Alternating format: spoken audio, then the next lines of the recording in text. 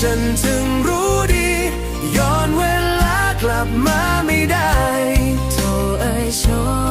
คชะตาเล่นตลกลืมตาตื่นมองฉันอีกครั้งจะบรรเลงเพลงให้เธอฟังให้เหมือนเคยดังวันราบที่เราพบกันในวันนี้ฉันถึงรู้ดี